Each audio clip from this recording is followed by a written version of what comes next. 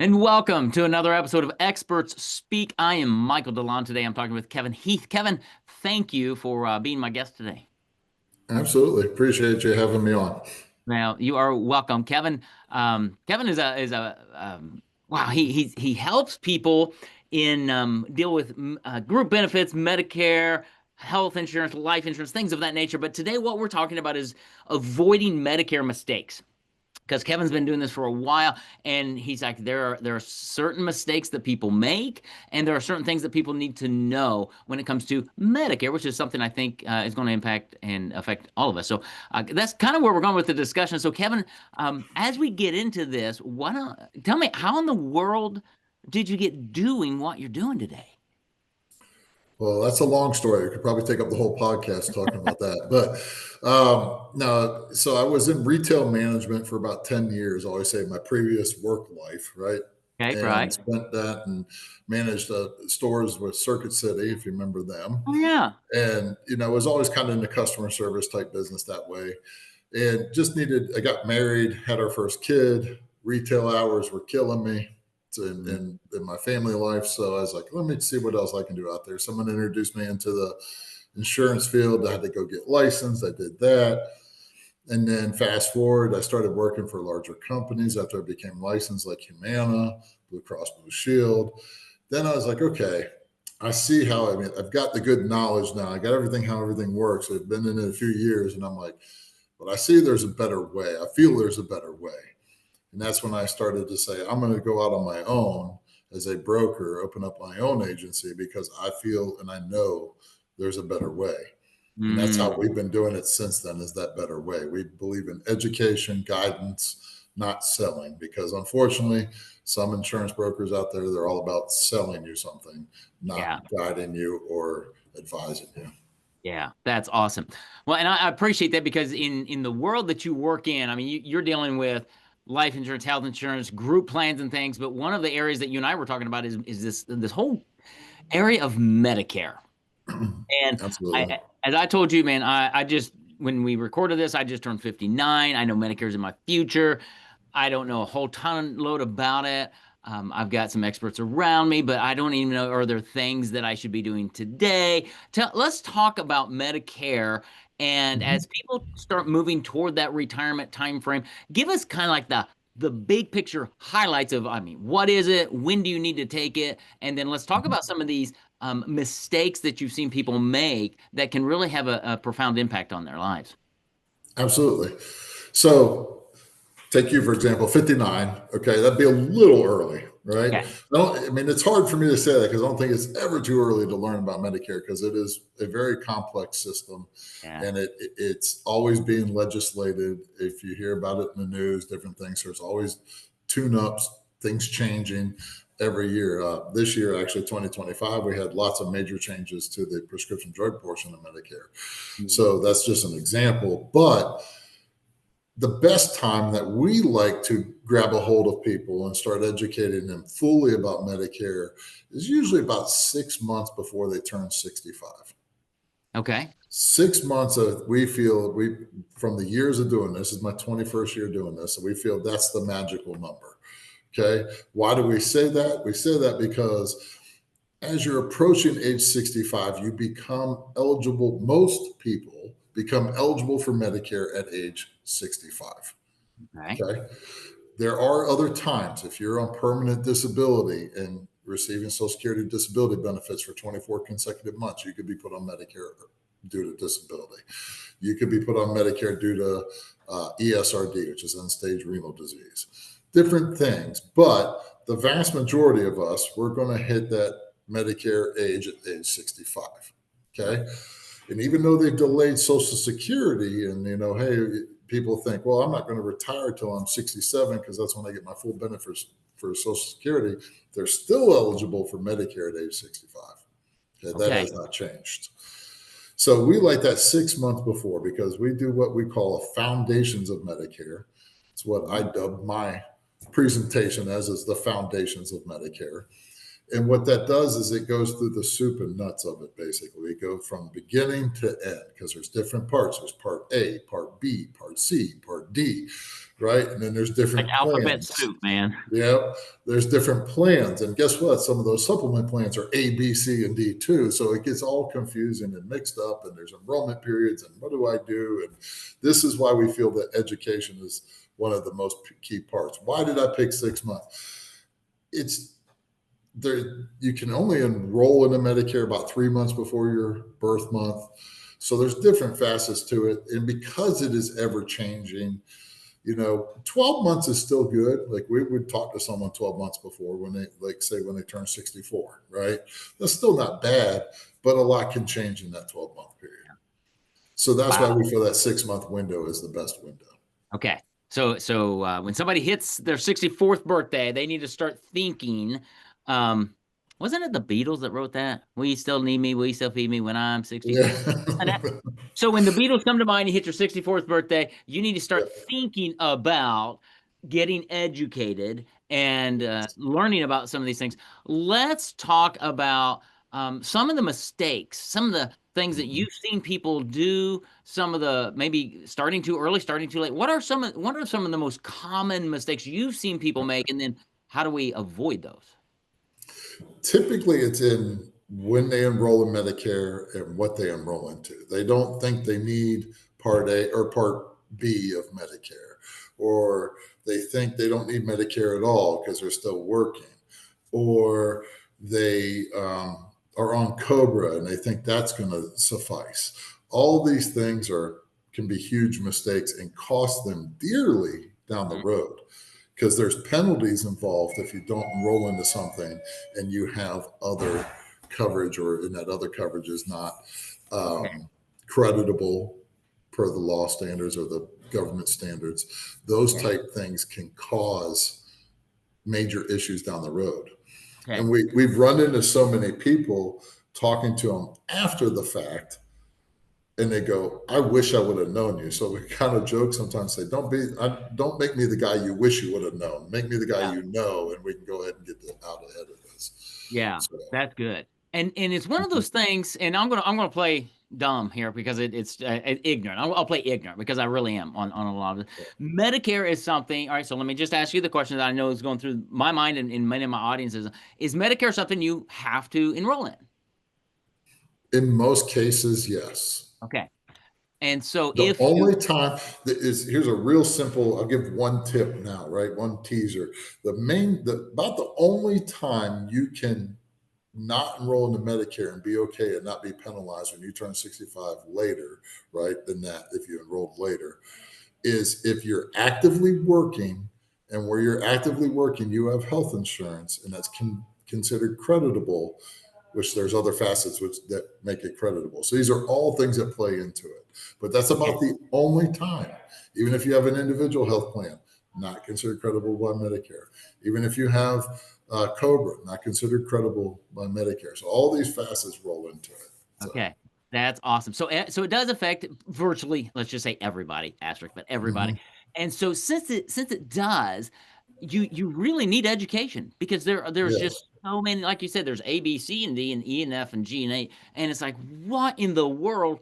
And without somebody like you, Kevin, who can really just lay it out and say, here's what here's what it is, and here's how you need to navigate it. But then I assume every individual's or family situation might be a little different. So there's probably not a cookie cutter approach. Is that fair?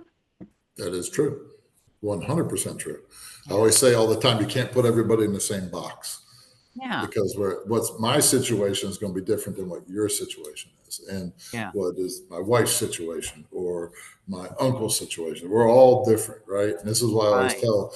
I used to joke a lot and say, "Hey, don't listen to Uncle Joe or whatever," and say stuff like that, because it's true. I've never seen. Well, I have seen other things, but with Medicare, you have more opinions from people than you'll get with almost anything else. Like, "Oh, you need to do this. Oh, no, you should do that." No, you shouldn't listen to them, because that's what was best for them, not necessarily Right. for you. You should be Yeah. fully educated.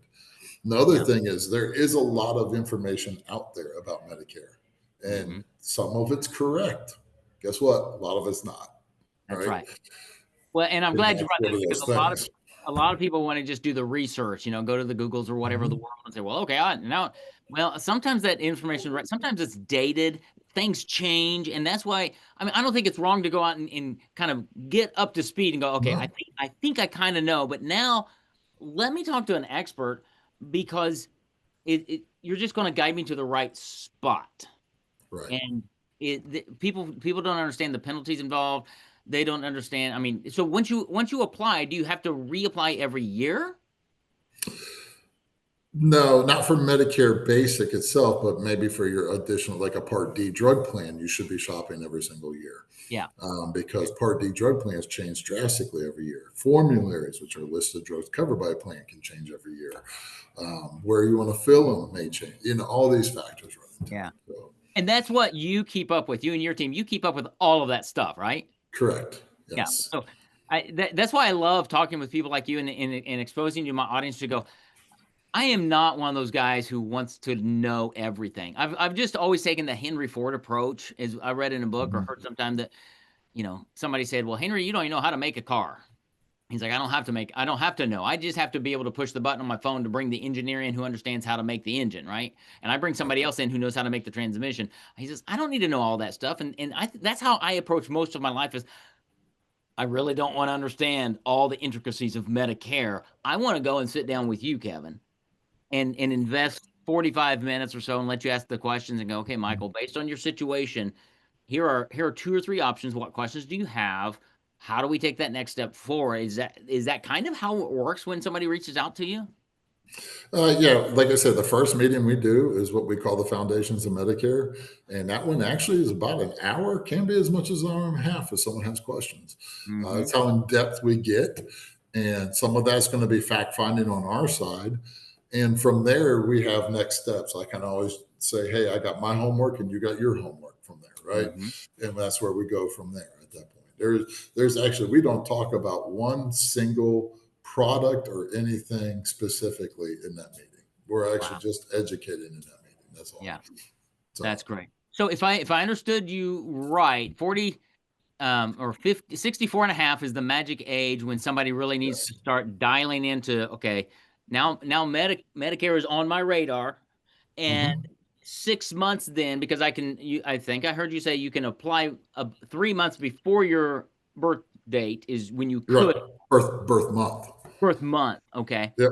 So if Um, your birth month is September, like mine, I'm September 8th, right? So I could apply actually in August or July or June.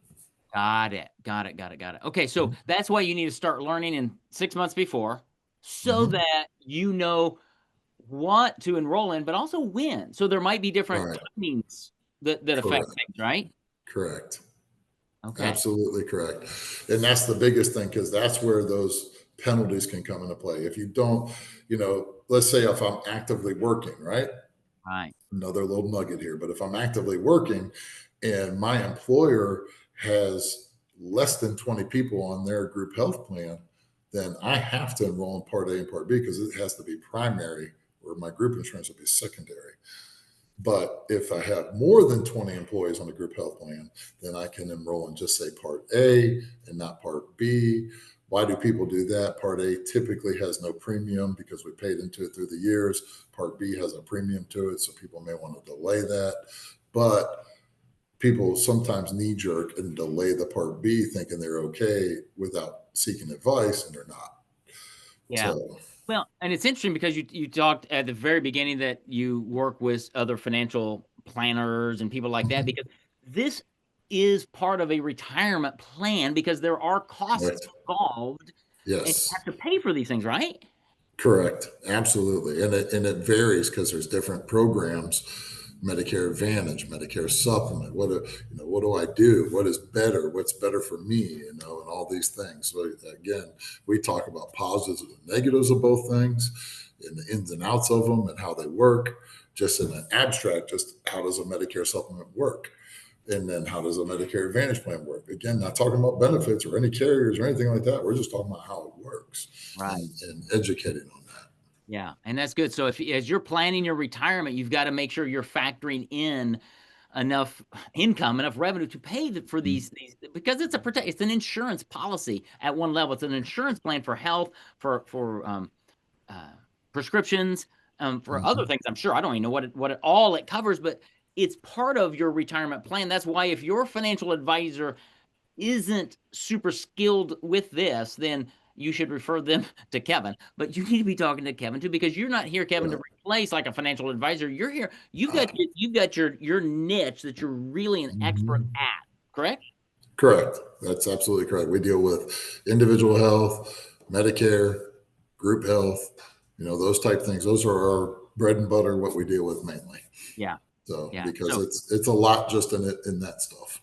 well, it is. I can tell already. I probably have about 30 questions right now that we're not going to get to because I think Right. sometimes it would muddy the water because it's already very murky out there for most of us who are outside of that world to go, oh my goodness, I got to go climb Mount Everest now. And the reality is you don't have to climb it. You just need to get on the gondola that Kevin has and he'll take you to the top. Right. He'll educate you on the way up to go, okay. And then I assume this is how it works. If somebody's working with you, and they get enrolled, and let's say now I'm 65 and a half, but I've got some Mhm. questions. I can just reach back out to you, have another conversation. Okay, here's some Absolutely. changes that are happening in our life or whatever, and you Right. say, okay, here's where we are. Here's what we can This do. is right. So this is where we usually say, sorry about that, and interrupt you, but this is where we usually say, I go from being an advisor to you to an advocate for you.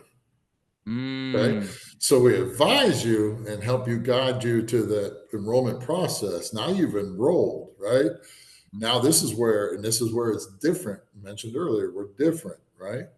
Because that's where I saw where I wanted to be different than other brokers or agents out there. right. And the difference is you call, we answer the phone after you enrolled. Some of them won't answer the phone. Okay. Maybe they will for you, whatever. Or maybe they'll just say, hey, you got to call a carrier or whatever, or different things. And that still comes to that point where maybe the member still has to call the carrier because there's HIPAA laws and different things like that. We Right. can't do everything. But we're there to advocate for you. We're there to help you, guide you in questions and problems you may have because we want to be there for you 365 days a year, not just when you enroll. That's awesome, and that's huge because I hear all the time, "Hey, it's open enrollment time," and I'm like, I don't even know what that is because I'm not there yet. Mhm. But I can only imagine that it's like a CPA during tax season, right? You go into your little Yes. cubby hole and you just do it, and then you're done. And you go, I'm going to Tahiti for a couple months to relax, and then you come Mhm. back and versus somebody who's there because life happens outside of the enrollment windows, and Mhm. you've got to have a plan, somebody you can talk with to go, okay, here's what's going on. How do we what happens? Our medications just changed. What can we do? Well, Mhm. this is what you can do. And Kevin and his team are experts at all of this. So it's just great, Kevin, to have you here to know that there's a resource that our audience can reach out to tap in. Whether and answer this, I guess, for my audience. If it's a individual out there, they can reach out to you. What about if Mhm. they're that business owner who's kind of confused about group plans or things of that nature, and maybe Mhm. how it affects their? Do you work with owners as well, or? Absolutely.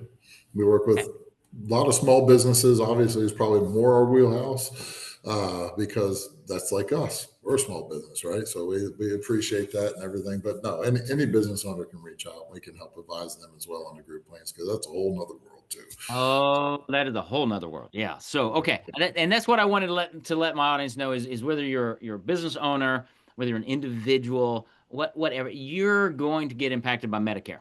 It's coming, Mhm. and Yep. you could, as Kevin said earlier, it's probably never too early to start, but there is that magic window, 64 and a half, and just know that Kevin and his team are here to help you to serve you. So Kevin, if somebody's out there and they're wanting some education. They want to understand these foundations of Medicare. How would they reach out to you? What's the best place for them to go?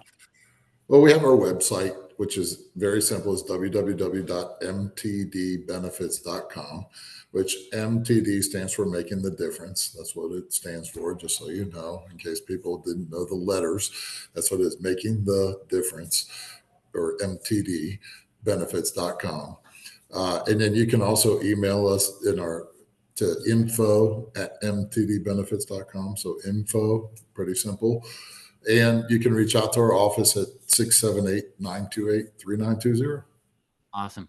All right. Well, I'm going to grab some of that, put that in the show notes so people have it, because this is a topic that is kind of evergreen. I think Medicare Mm-hmm. is probably going to be around for a while, and so you've got job security, Kevin. That's good. You're going to be here, but I want people to know there's a trusted resource they can reach out to, have some questions, understand the foundations of Medicare, and just walk down that path of really being educated well around all this. So, Kevin, Sounds thank good. you. Thank you for what you do, for the heart you bring to it. Your desire really came through to just really educate people, help them navigate, and then be that advocate for them, that you're going to stick with them, you're going to be around when they need you. Um, so thanks for doing that. Thanks for being my guest on Expert Speak as well. Well, I appreciate it. I appreciate you having me on. Well, you are so welcome. It's been very helpful. So thanks for listening to Experts Speak. Hope you tune in again next week for another great episode. Take care. God bless.